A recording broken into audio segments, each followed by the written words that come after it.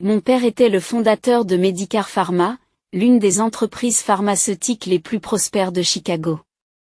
Jusqu'à l'année dernière. Il y a 3 mois, mon père est décédé d'une crise cardiaque. Il avait 68 ans, il était trop jeune pour mourir. J'ai appris qu'il s'était effondré dans les bureaux de l'entreprise, dans la Willis Tower, dans le Lake District de Chicago. C'était une fin appropriée pour un homme qui a vécu et respiré son travail jusqu'à la fin. Mais je n'ai pas pu assister à ces derniers instants. Même si je voulais me précipiter à ses côtés. Ma mère m'en a empêché en me disant qu'il était trop tard. L'appel téléphonique de ma mère a été bref. Thomas est mort. Les funérailles auront lieu dimanche. C'est tout. Sa voix était aussi naturelle que si elle annonçait la livraison d'un colis. Ce n'est qu'après la mort de mon père que j'ai réalisé à quel point il devait se sentir seul dans cette famille. Je travaille comme comptable principal dans un grand cabinet comptable de Chicago. Mon salaire annuel est de $80 000. Je vis seul dans un appartement modeste du quartier de River North. Je ne suis pas riche, mais je suis fier de la vie que je me suis construite. Enfiler mon costume Brooks Brothers et me rendre tous les matins à la Prudential Plaza sur Michigan Avenue, c'est la voie que j'ai choisie. Ou, peut-être, le chemin que j'ai été forcé de choisir. Mon père était un homme doux et honnête. Du moins, c'est ainsi qu'il m'apparaissait. Mais il y a toujours eu une certaine distance entre nous. Les souvenirs d'enfance que j'ai de lui sont fragmentaires, comme un puzzle auquel il manquerait des pièces. À un repas de Noël, il avait toujours de la paperasse étalée devant lui. Même lors de la remise de mon diplôme de fin d'études secondaires, il était constamment au téléphone. Avec le recul, je me dis qu'il y avait peut-être des raisons à tout cela. Ma mère Carole, en revanche, était différente.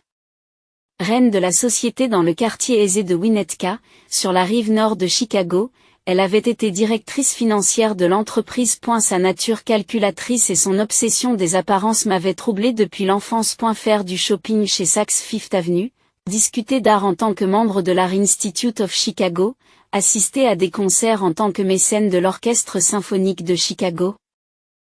Chaque activité n'était pour elle qu'une nouvelle occasion d'afficher son statut. Puis il y a ma sœur Jessica. 3 ans plus jeune que moi, elle a maintenant des jumeaux et a construit ce que ma mère considère comme la famille parfaite avec son mari, cadre dans une société informatique. Elle aussi a travaillé dans l'entreprise à un moment donné en tant qu'assistante comptable. Ma sœur, qui ne peut s'empêcher de faire du shopping chez Neiman Marcus, semble avoir complètement hérité des valeurs de sa mère. Je ne comprends pas pourquoi j'étais la seule à prendre un chemin différent alors que tous les autres membres de la famille étaient impliqués dans l'entreprise.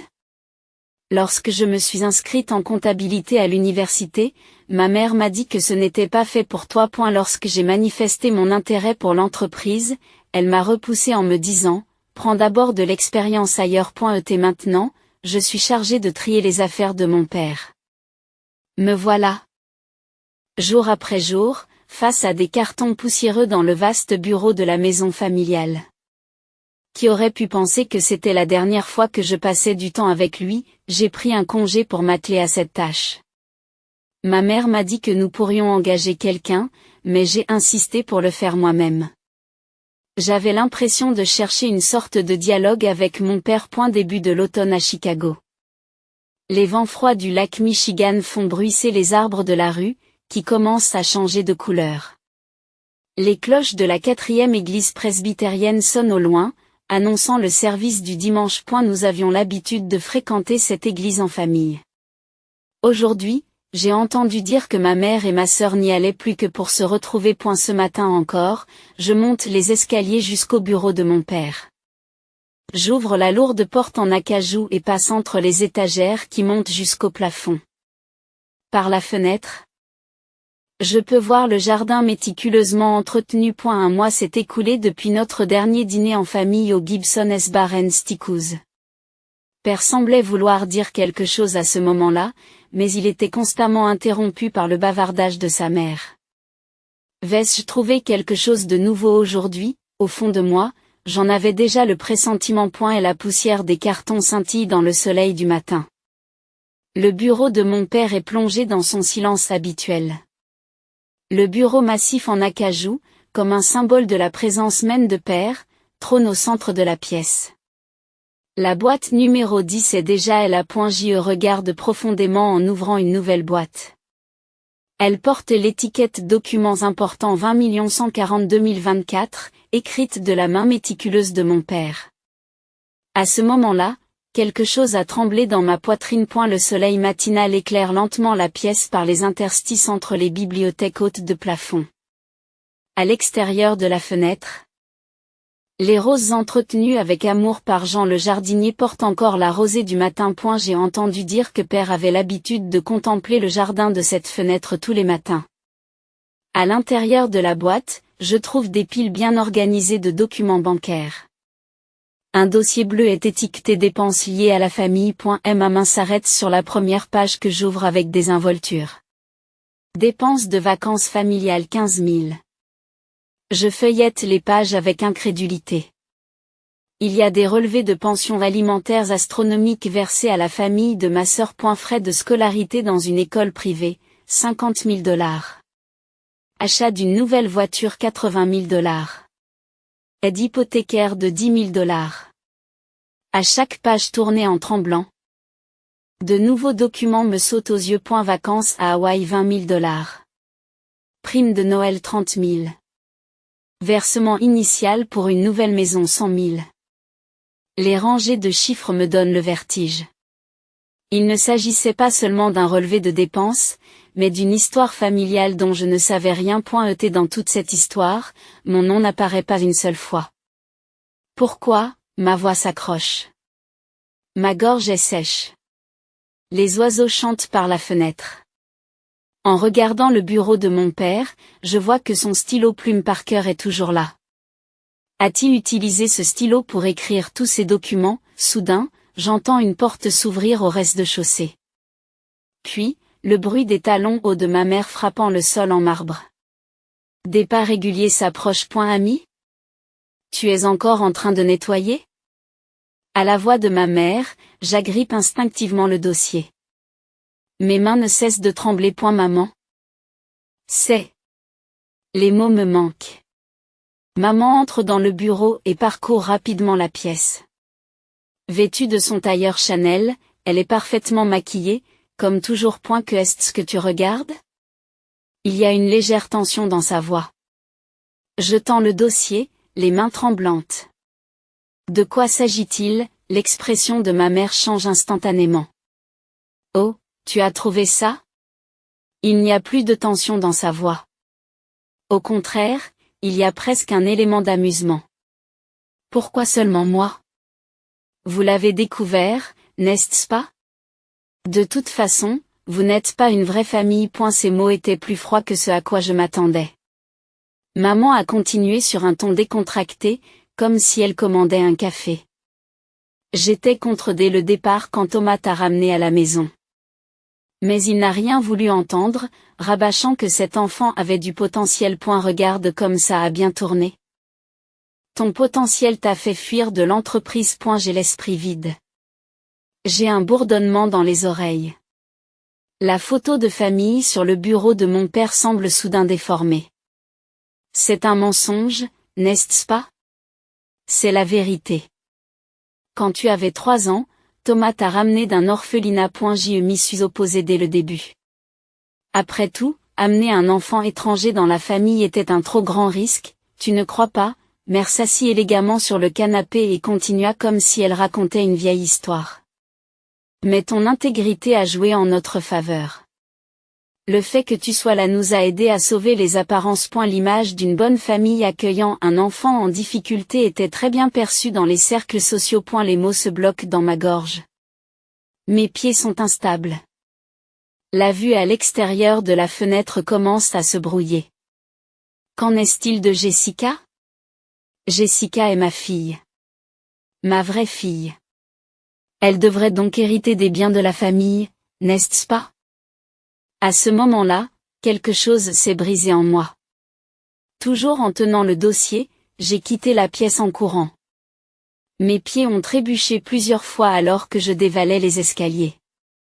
Lorsque j'arrive à l'entrée, les larmes ont déformé ma vision. Lorsque j'ai ouvert la porte, le vent froid de l'automne a frappé mes joues. Ami, laisse ces documents ici. La voix de ma mère résonne derrière moi. Je fais semblant de ne pas entendre et je saute dans ma voiture. Mes mains tremblent lorsque je démarre le moteur. Le manoir dans mon rétroviseur devient de plus en plus petit. Et la pluie fine qui frappe le pare-brise se mêle à mes larmes. Le paysage urbain de Chicago est flou et gris. Dans la voiture, alors que seul le bruit du moteur résonne, je me souviens des paroles de mon père. Ami, tu as du potentiel. Ces mots étaient-ils vrais? Ou était-ce aussi un mensonge? D'innombrables souvenirs tournent dans ma tête. Le dîner de Noël. La remise des diplômes du lycée. Les vacances en famille. Tous ces souvenirs apparaissent maintenant dans des couleurs complètement différentes. Qui suis-je? Et à quoi pensait vraiment mon père, alors que je conduis sans but précis, mes pensées se bousculent. Une semaine s'est écoulée. Chicago s'est paré des couleurs de l'automne et le vent du lac Michigan s'est sensiblement rafraîchi.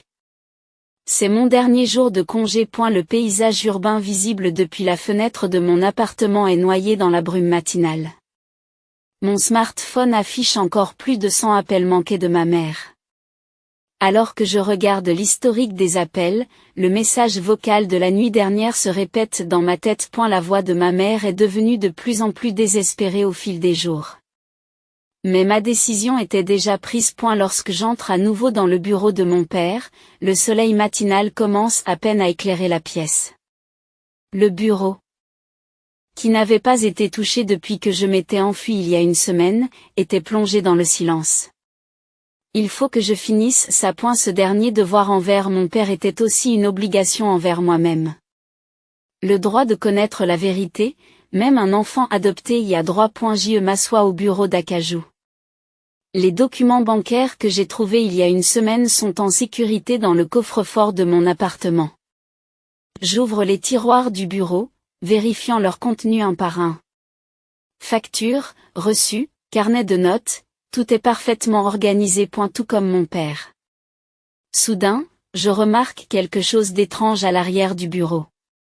Il y a une légère irrégularité dans le panneau arrière. Lorsque je vérifie du bout des doigts, je constate qu'il y a une bosse qui n'est pas naturelle. Mon cœur s'emballe lorsque je scrute le bureau et que j'aperçois une petite boîte à outils dans un coin. Je sors un tournevis et m'approche nerveusement des vis du panneau arrière. Les vis s'enlèvent étonnamment facilement, comme si elles attendaient que quelqu'un les retire. Lorsque le panneau arrière se détache, il y a un espace caché derrière lui. À l'intérieur se trouve une enveloppe épaisse. Elle provient du cabinet d'avocats Brown & Associates. À côté, dans l'écriture de mon père, il y a les mots pour ami. Mes mains tremblent lorsque je brise le sceau. À l'intérieur se trouvent de nombreux documents. Sur le dessus, avec une clé USB, se trouve une lettre de mon père. Je m'assois dans le fauteuil près de la fenêtre et je respire profondément. C'était l'endroit préféré de mon père. J'ouvre la lettre à ma fille bien-aimée. Ami. Je suis sincèrement désolé de t'avoir causé tant de peine au fil des ans à cause de mon incapacité. En tant que père qui n'a pas pu te protéger, cette culpabilité ne me quittera jamais jusqu'à ma mort. Il y a 20 ans, il y a eu une fraude comptable dans mon entreprise. C'est ta mère Carole, alors directrice financière, qui l'a découverte par hasard. Elle et ta sœur Jessica ont commencé à utiliser ce fait pour me faire chanter. Pour éviter que l'entreprise ne perde sa crédibilité, et, surtout, pour que vous ne soyez pas impliqués, j'ai continué à céder à leurs exigences. Tout en semblant favoriser la famille de ta sœur en apparence, j'ai secrètement rassemblé des preuves et me suis préparé à assurer ton avenir. C'est la meilleure expiation que j'ai pu faire. Les documents contenus dans cette enveloppe contiennent toutes les preuves de la fraude de Carole et Jessica. La clé USB contient 20 ans de données de transaction. J'ai déjà informé mon ami proche, l'avocat John Brown. Des détails. Il sera de votre côté. Il y a quelque chose que je voulais absolument te dire. Oui, tu es bien un enfant que j'ai ramené d'un orphelinat.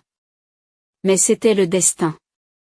Quand je t'ai rencontré pour la première fois, je me suis vu dans tes yeux. Et la même solitude, la même intégrité et la même force. Carole s'y est fortement opposée. Mais je savais instinctivement que tu serais sûrement capable de changer cette famille.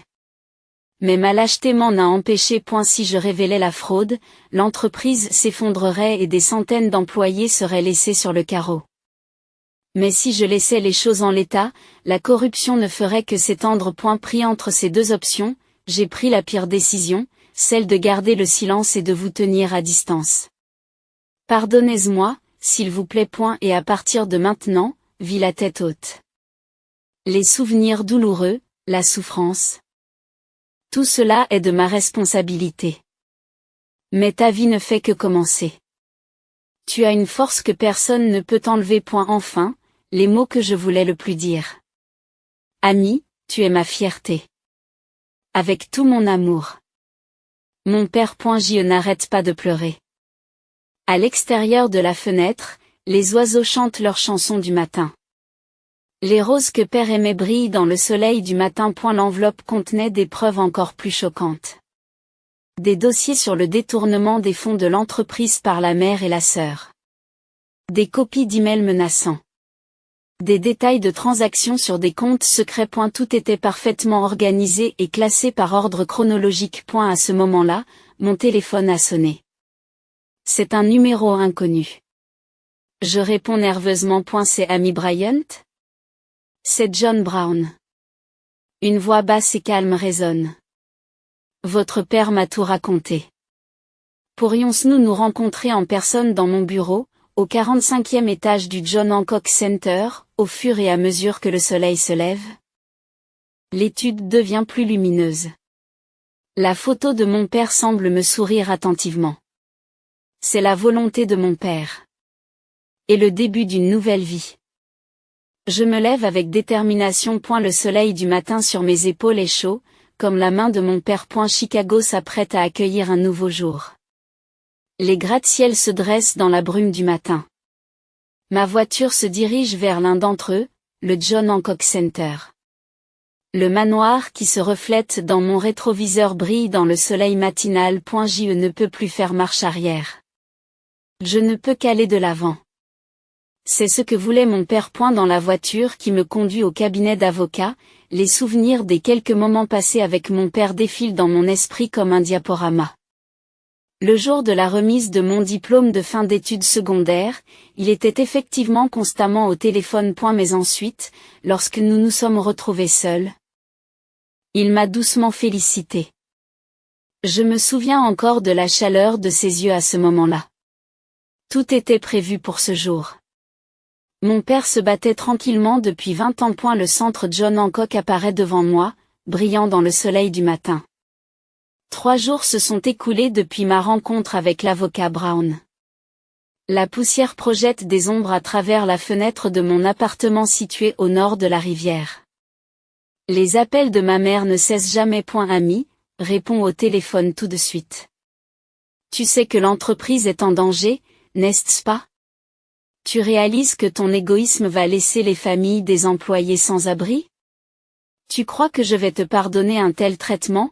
Les messages vocaux deviennent de plus en plus menaçants. Pendant ce temps, j'ai examiné attentivement les preuves que mon père a laissées à l'avocat Brown. Dans le cabinet d'avocat situé au 45e étage du John Hancock Center, qui surplombe Chicago. L'avocat parle calmement. Thomas se prépare à ce jour depuis 20 ans.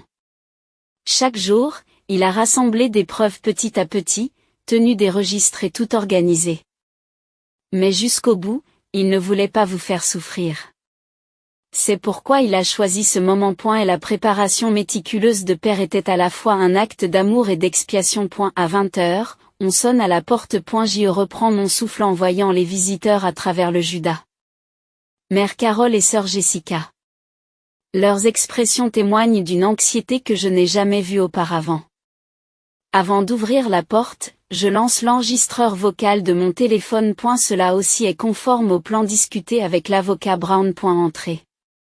Alors que je leur montre le salon, la mère commence immédiatement. Arrêtez ces bêtises.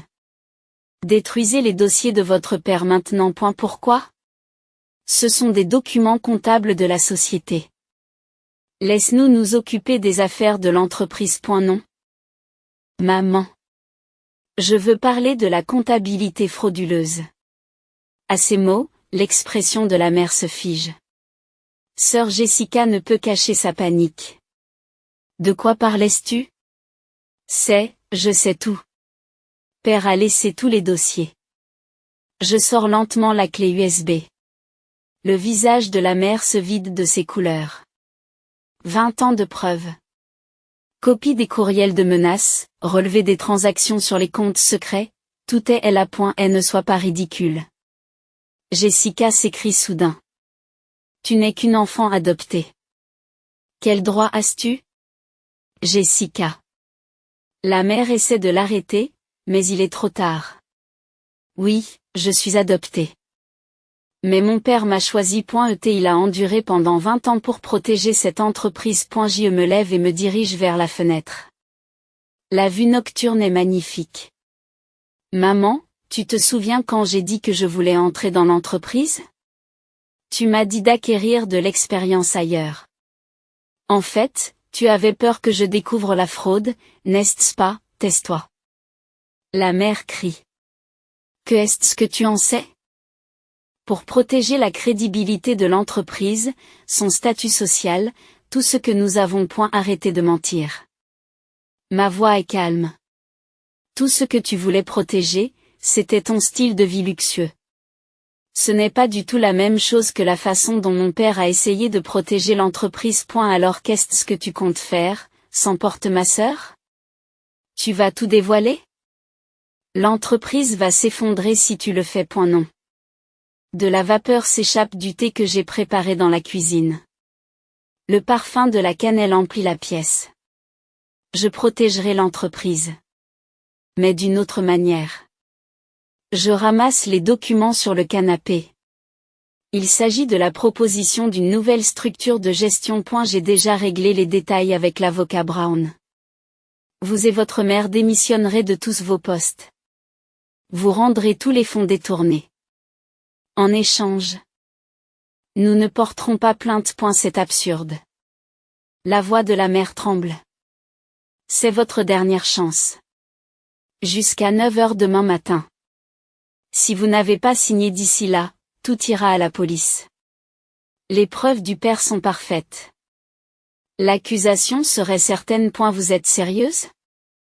Pour la première fois, la peur s'insinue dans la voix de la mère.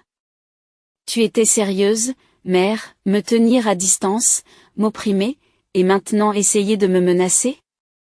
De l'autre côté de la fenêtre, une sirène d'ambulance se fait entendre au loin. J'attends que le son disparaisse pour continuer. Tu sais ce que mon père m'a dit? Jusqu'à la fin, il m'a dit que j'étais sa fierté. Maintenant, c'est à moi de devenir quelqu'un dont il serait fier. Les visages de la mère et des sœurs sont éclairés par la lumière électrique. Leurs expressions sont celles que je n'ai jamais vues auparavant. Défaite. La résignation. Ou peut-être, rentre chez toi et réfléchis, dis-je calmement. Demain à 9 heures. C'est votre dernière chance. Il se lève. Leurs pas grincent sur la moquette alors qu'ils se dirigent vers la porte. A eu fait, ajoutai-je alors qu'ils s'apprêtent à partir, j'ai enregistré toute notre conversation de ce soir. Mieux vaut ne pas faire de bêtises. Le bruit de la porte qui se referme résonne dans la pièce. Je pousse un profond soupir et regarde la photo de mon père. Dans le petit cadre, il arbore son doux sourire habituel. Papa, est-ce que je fais ce qu'il faut? À l'extérieur de la fenêtre, la ligne d'horizon nocturne de Chicago scintille. Les lumières des gratte-ciel ressemblent à des étoiles. Dans ces lumières, je sens la promesse d'une nouvelle aube. Mon téléphone sonne. C'est le procureur Brown. Tout va bien, dis-je. Oui, nous aurons une réponse demain à 9 heures. Après avoir raccroché, je me retourne vers la vue nocturne. Quelque part dans cette ville, une mère et une sœur sont confrontées à la plus grande décision de leur vie. Et moi aussi. Je me trouve au seuil d'une nouvelle vie. Une année s'est écoulée. L'automne de Chicago peint à nouveau la ville de couleurs vives. Depuis le bureau de la présidente dans la Willis Tower, j'ai une vue parfaite sur le Millennium Park et son feuillage d'automne. Présidente amie, voici les documents pour la réunion du conseil d'administration de 10 heures. Ma secrétaire, Sarah, me tend des documents méticuleusement organisés. Je les accepte avec un sourire. Medicare Pharma a changé de façon spectaculaire au cours de l'année écoulée. Nous avons accru la transparence de la gestion, renforcé notre division de recherche et développement, surtout, rétabli la confiance avec nos employés. Bien que le cours de l'action ait chuté dans un premier temps, il montre progressivement des signes de reprise en raison des attentes suscitées par le nouveau système de gestion. Tout a changé après ce matin-là. La mère et la sœur ont fini par accepter ma proposition. À 9 heures, elles ont signé les documents dans le bureau du procureur Brown et ont démissionné de tous leurs postes. Les fonds détournés sont restitués en plusieurs fois. La mère a maintenant vendu le manoir de Winnetka et vit seule dans un petit appartement à Lakeview. Et la mise à l'écart des cercles mondains a probablement été son plus grand coup. Elle a perdu sa qualité de membre de l'Art Institute of Chicago et son statut de mécène de l'Orchestre symphonique de Chicago. L'autre jour, lorsque nous nous sommes rencontrés par hasard à la Fort Presbyterian Church, elle semblait avoir vieilli de manière méconnaissable. Fini les tailleurs Chanel et le maquillage parfait. Elle est passée devant moi comme une vieille femme fatiguée. Lorsque nos regards se sont croisés, elle a légèrement baissé la tête. Ma sœur Jessica a dû faire face à une réalité encore plus dure. Son mari a demandé le divorce immédiatement après la révélation de la fraude et a obtenu la garde de leurs enfants. Elle n'est autorisée à voir les jumeaux qu'une fois par mois. Les achats chez Neiman Marcus et les cures thermales de luxe appartiennent au passé. J'ai entendu dire qu'elle travaillait désormais comme employée de bureau temporaire. Lorsque j'ai appris cela par des collègues qui la voient occasionnellement, j'ai été envahi par des émotions complexes. Monsieur le Président, votre visiteur est arrivé. La voix de Sarah me ramène à la réalité. Le directeur du développement d'une grande entreprise pharmaceutique est introduit dans la salle de réception. Il s'agit d'un projet commun de développement d'un nouveau médicament. J'ai entendu beaucoup de bien de la nouvelle société Medicare Pharma, dit-il avec un léger sourire. Nous attendons beaucoup de vous. En particulier de votre investissement proactif dans la recherche et le développement. Après la réunion, je me tiens à nouveau près de la fenêtre. Le paysage urbain de Chicago brille dans le soleil couchant. Ce week-end, je déménage dans une nouvelle maison. Je quitte mon appartement de River North et j'ai acheté une maison dans le quartier résidentiel calme de Winnetka, juste à côté de la maison de mon père. J'ai l'intention de planter des roses dans le jardin, celles que mon père aimait. John, l'ancien jardinier de mon père, a déjà promis de s'en occuper. J'ai également commencé à participer aux activités de l'église pendant les vacances. Par le biais d'actions caritatives, je crée de nouveaux liens avec la communauté. Je veux perpétuer les valeurs de mon père à ma façon. Le soleil va bientôt se coucher, annonce Sarah à voix basse. La lumière chaude pénètre dans le bureau à la tombée de la nuit. Oui. C'est vrai. Je me tourne vers mon bureau pour examiner les derniers documents de la journée. C'est alors que je remarque le stylo plume de mon père. Je l'ai trouvé ce jour-là dans le bureau. Il trône désormais sur mon bureau comme un précieux souvenir. Après avoir terminé mon travail, je me dirige vers le parking souterrain. Les lumières nocturnes de Chicago s'éclaircissent peu à peu. Après 30 minutes de route, j'arrive à ma destination, le cimetière de Rose Hill. Devant la tombe de mon père, la brise du soir caresse mes joues.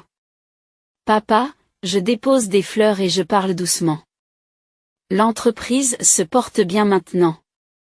Les employés s'habituent au nouveau système. Je pense que j'arrive à protéger à ma façon ce que tu as construit. Les feuilles de ginkgo dansent dans le vent. Mais tu sais, papa, il y a une chose que je veux te dire. Je respire profondément et continue. Tu n'as plus besoin de t'excuser. Tu m'as montré tout l'amour dont tu étais capable. Cet amour n'a jamais été mauvais. Mes yeux deviennent brûlants. Alors papa, repose en paix. Je vis fièrement maintenant. En tant que ta fille, la tête haute, les cloches de l'église sonnent dans le cimetière au crépuscule. Je ferme tranquillement les yeux. Dans mon cœur, je vois le doux sourire de mon père. Je reviendrai. La prochaine fois, j'aurai de meilleures nouvelles à partager. En quittant la tombe, mon cœur se sent étrangement léger. Dans le ciel nocturne de Chicago, les premières étoiles commencent à scintiller.